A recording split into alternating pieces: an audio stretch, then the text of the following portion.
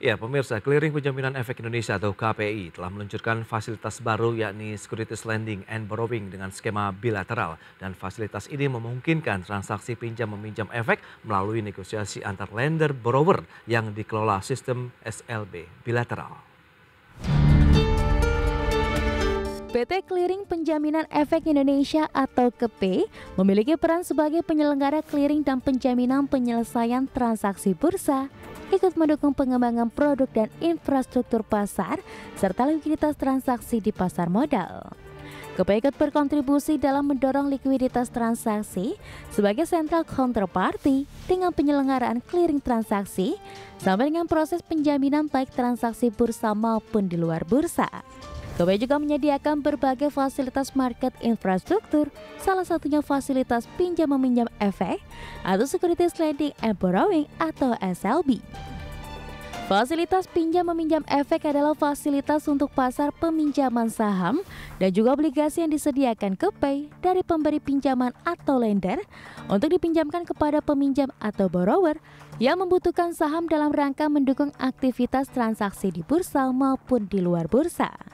Fasilitas SLB diberikan kepada pelaku pasar antara lain anggota clearing KEPI, bank kustodian, dan pihak-pihak lain yang mendapat persetujuan OJK.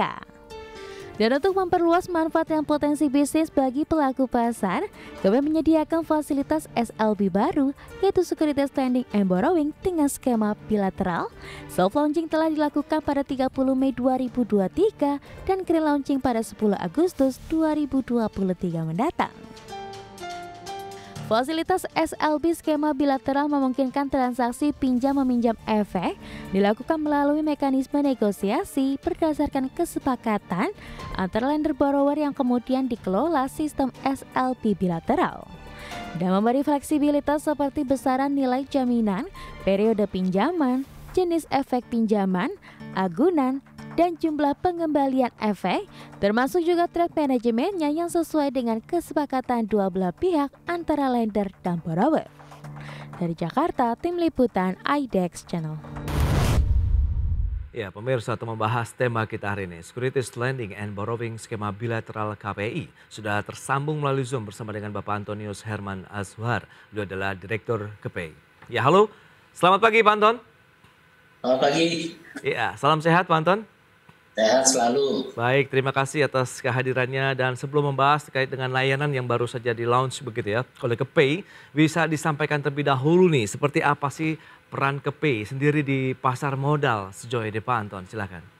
Ya, makasih Mas Pras. Jadi KEPI itu adalah salah satu lembaga di pasar modal kita ya, sesuai dengan amanah Undang-Undang Pasar Modal. Bahwa KEPI itu merupakan salah satu infrastruktur yang kita berperan menyelenggarakan clearing dan penjaminan untuk transaksi bursa serta transaksi di luar bursa juga sekarang saat ini. Kita bersama-sama Bursa Efek, KSEI, dan pelaku pasar, jadi kita memastikan bahwa semua proses transaksi bursa itu wajar, teratur, dan efisien dengan mekanisme proses settlement clearing yang berkesinambungan atau kita sebut straight-through processing. Nah, sebagai bagian dari SRO, artinya kami juga KEPI itu bisa membuat peraturan untuk membuat pasar menjadi lebih teratur ya. Dan fungsi kita juga yang saat ini kita sebut sebagai central counterparty ya. Saya sebagai juga standar market internasional bahwa central counterparty ini memastikan atau mendukung setiap fasilitas market infrastruktur dari sektor keuangan termasuk pasar modal itu menjadi lebih lengkap dan menjadi lebih aman. Dan salah satunya KEPI juga diamanahkan untuk menyediakan fasilitas pinjam-meminjam efek atau kita sebut Securities Lending and Borrowing. Nah, itu dia, menarik. Tadi sudah disampaikan begitu di paket pengantar, pinjam meminjam saham begitu ya. Bisa dijelaskan lebih jauh sebenarnya apa sih layanan dan fasilitas apa saja yang ada di dalamnya nih, Pak Anton? Ya, nah pinjam saham ini sebenarnya kan efek itu ya, efek itu bisa saham, bisa obligasi itu.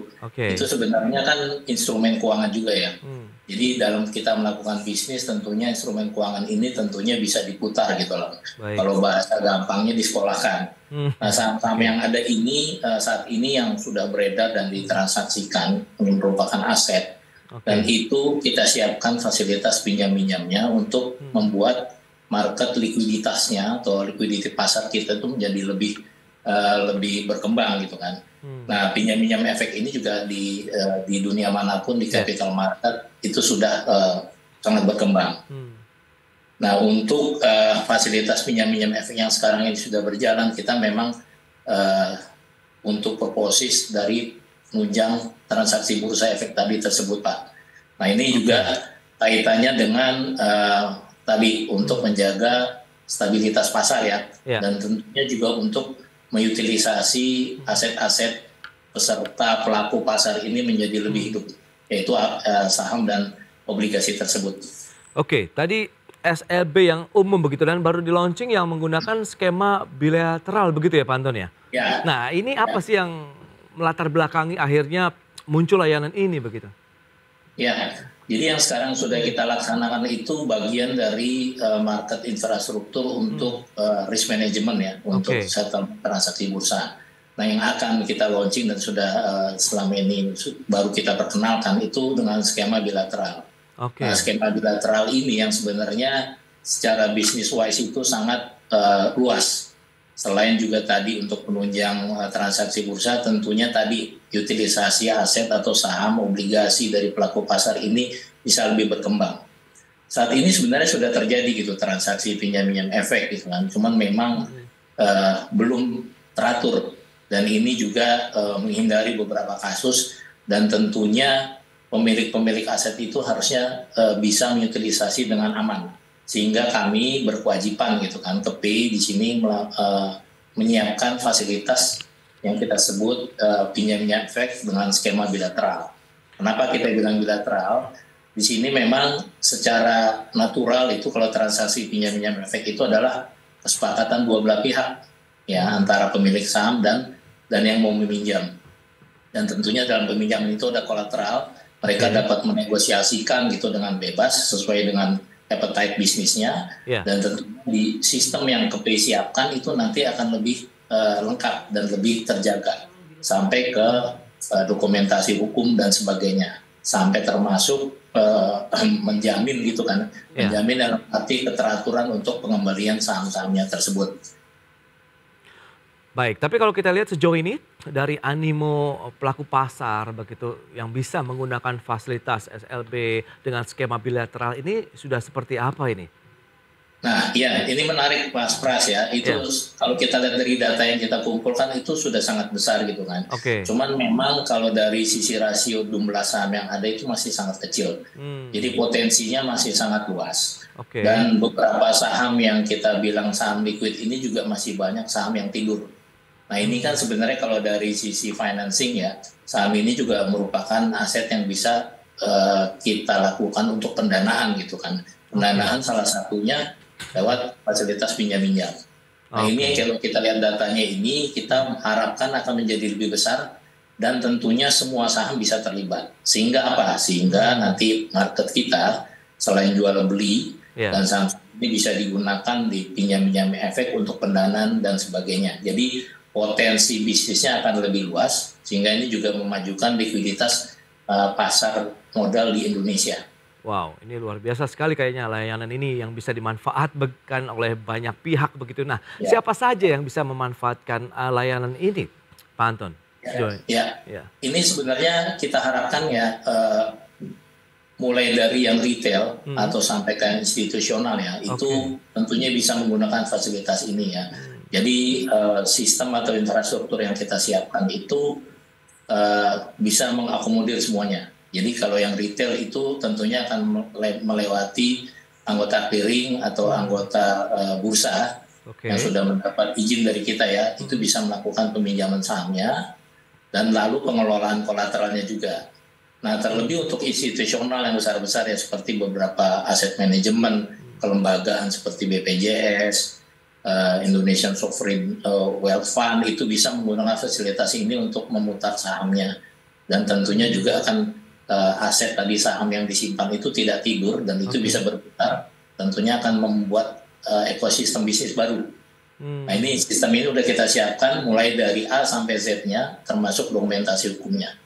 Oke, mekanismenya sendiri cukup sulit atau seperti perdagangan pasar umumnya begitu, Panto? Sangat gampang, Mas Pras. Hmm, Sebenarnya prinsipnya kan pinjam-pinjam efek itu ya, di apa namanya prinsip hukum kita di perdata sudah ada gitu kan ya. Nah oke, ini adalah konsepnya adalah kita punya saham, saham itu masih kita ingin miliki, lalu kita pinjamkan kepada yang membutuhkan. baik. Nah kita yang meminjamkan saham itu akan mendapat satu kolateral ya yang disepakati, Mhm, bisa berupa cash, bisa berupa efek lain oke. ya atau obligasi. Nah itu saling bisa diputarkan tuh.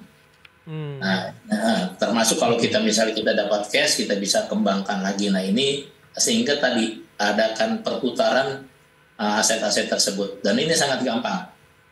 Dan makanya di sistem kita yang kita siapkan juga ya, itu juga memudahkan. Kalau yang sekarang terjadi mungkin mereka bernegosiasinya sangat berat gitu kan. Dan banyak juga kasus-kasus yang terjadi tidak dikembalikan dan sebagainya. Nah ini menjadi kasus yang itu dia. tidak kita harapkan. Nah, Berarti harapan dengan sistem ini ya, ini akan menjadi lebih aman. itu yang membuat berbeda dibandingkan dengan securities lending and borrowing Betul, sebelumnya iya, dibandingkan dengan yang skema bilateral begitu ya, Pak Anton? betul, ya, betul Mas Pras. Ya, Oke, dan harapannya seperti apa sih kalau kita lihat dengan tadi kan supaya transaksi juga semakin aktif begitu di pasar modal kita sendiri begitu, Pak? iya, harapannya jelas. Jadi kita juga diamanahkan ya Hmm, untuk meningkatkan terus likuiditas pasar modal di Indonesia ya. oke. Karena aset-aset instrumen Hmm, baik saham obligasi di kita juga cukup besar gitu kan. ya, Nah ini kita harapkan aset-aset yang sudah dikeluarkan oleh emiten bahkan pemerintah, obligasi pemerintah itu tidak diam. Itu dapat berputar diutilisasi sehingga hmm, menumbuhkan streamline revenue baru di pelaku pasar. Nah ini yang kita harapkan itu oke. dengan fasilitas ini. Baik, dari sisi persyaratan ini Pak Anton, saya penasaran juga. Ada persyaratan khusus atau tidak sih apabila ingin menggunakan securities fasilitas pinjam meminjam efek ini yang Ya, skemanya bilateral?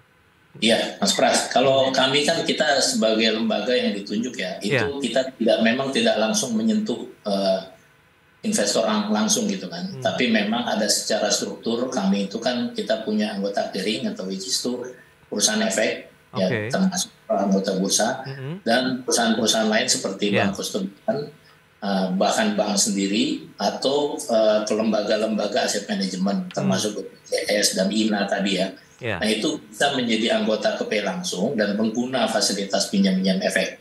Dan tentunya nanti mereka juga akan kita berikan fasilitas untuk bisa menjaring sampai investor retail bahkan atau institusional. Wow, Ada perusahaan-perusahaan atau institusional yang meminjamkan iya, iya. tadi tidak langsung masuk ke sistem KP tapi melalui tadi beberapa perusahaan yang kita tunjuk.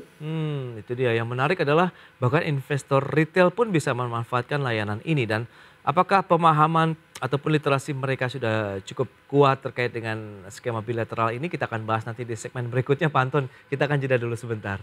Dan pemirsa, kami masih akan segera kembali sesaat lagi. Baik pemirsa, terima kasih Anda masih bergabung bersama kami dalam Market Review. Dan berikut ini kami akan sampaikan sejumlah data untuk Anda terkait dengan fleksibilitas dari SLB skema bilateral ini seperti apa.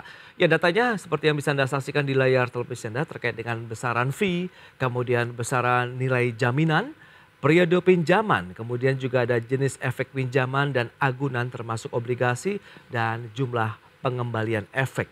Ini dia fleksibilitas yang bisa didapatkan dengan SLB skema bilateral. Kemudian pelaku transaksi SLB skema bilateral itu lender borrower ini ada perusahaan efek, bank kustodian, pendanaan efek Indonesia dan perusahaan-perusahaan yang juga tadi memang sudah diverifikasi ataupun disetujui oleh otoritas jasa keuangan.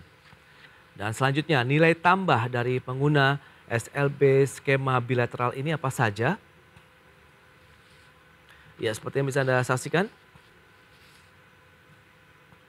ada instrumen pinjaman yang lebih luas, yakni mencakup saham dan obligasi. Kemudian besaran biaya atau fee berdasarkan kesepakatan partisipan yang melakukan transaksi PMI. Kemudian agunan dari pinjam meminjam efek bilateral dapat ditempatkan saham, efek berutang, bersifat utang, sukuk dan juga cash. Dan ini adalah beberapa nilai tambah yang bisa diperoleh oleh pengguna ya dari SLB skema bilateral ini. Baik, kemudian ada penyediaan dana transaksi baik sebagai pemberi pinjaman maupun sebagai penerima pinjaman. Dan kita akan lanjutkan kembali perbincangan bersama dengan Bapak Antonius Herman Aswar. Beliau adalah Direktur KP. Ya, Pak Anton, kita akan lanjutkan kembali, Pak.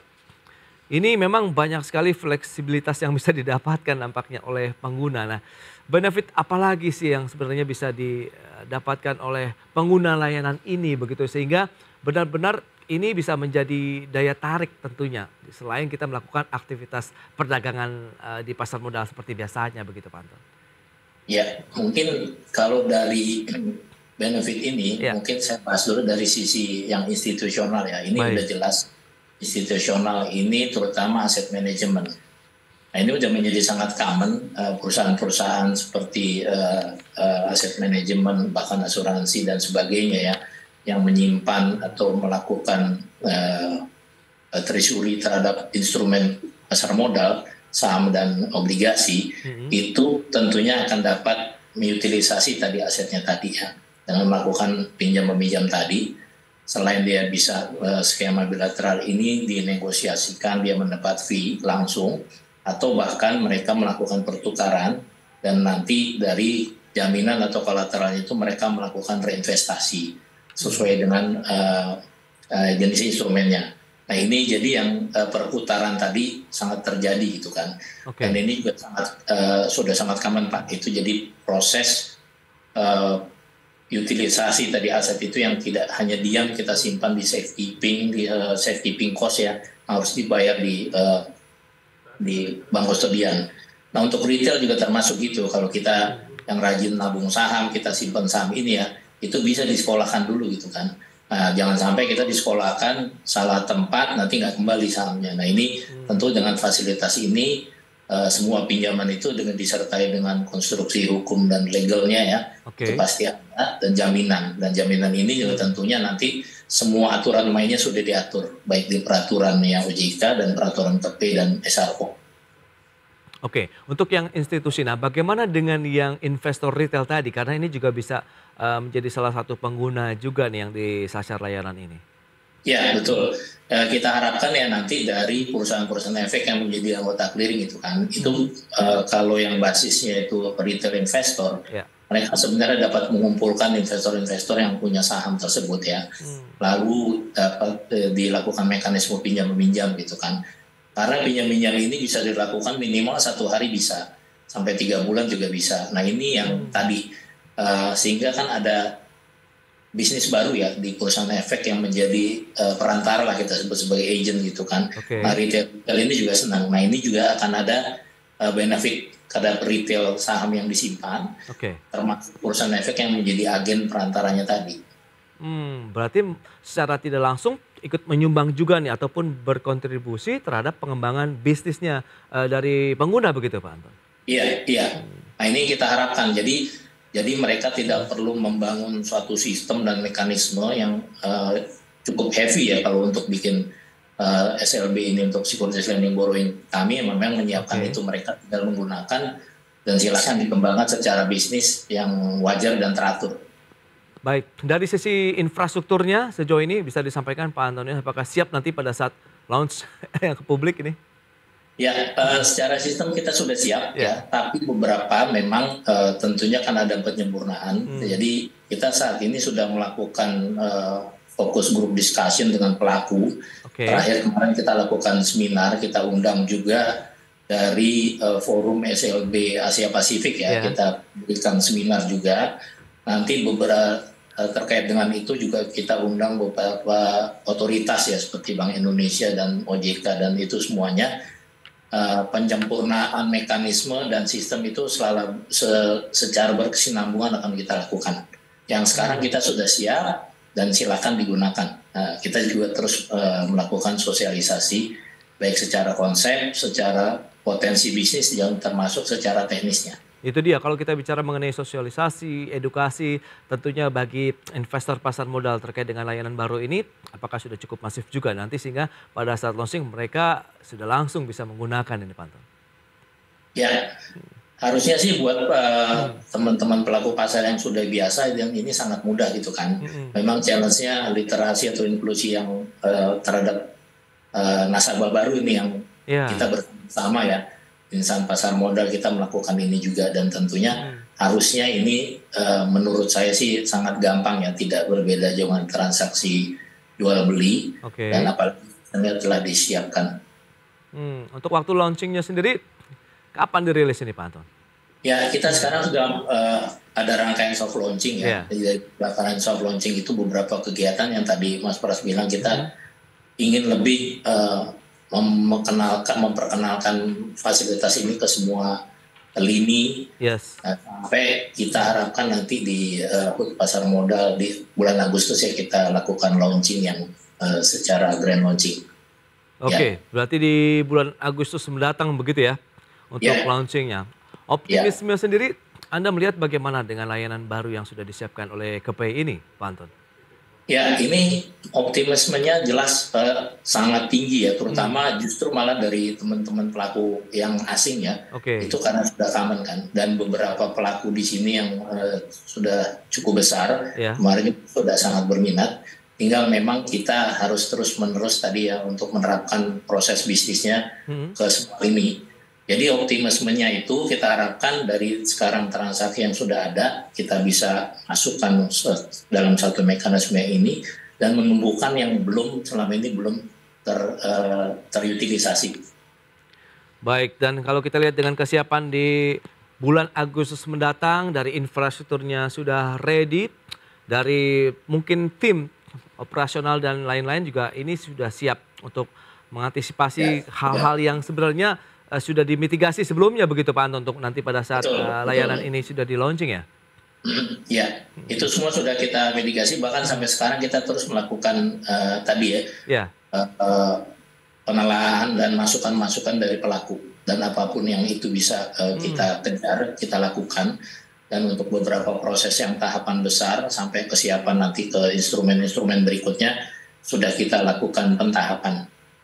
Baik, itu berarti langkahnya sudah benar-benar dari A sampai Z, Pak Anton, tinggal kita menunggu saja nanti launchingnya di bulan Agustus mendatang. Jadi pemirsa, ini jangan ragu-ragu karena dari sistemnya sudah ready, infrastrukturnya juga sudah ada, tinggal kita bisa memanfaatkan fasilitas ini karena tadi ada banyak kemudahan, fleksibilitas yang ditawarkan dengan layanan baru SLB skema bilateral ini begitu Pak Anton ya?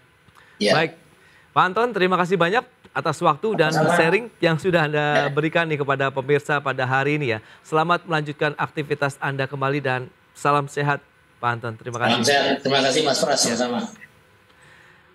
Baik pemirsa, 1 jam sudah saya menemani Anda dalam Market Review. Saya Prasetyo Wibowo beserta kerabat kerja yang bertugas undur diri. Terima kasih dan sampai jumpa.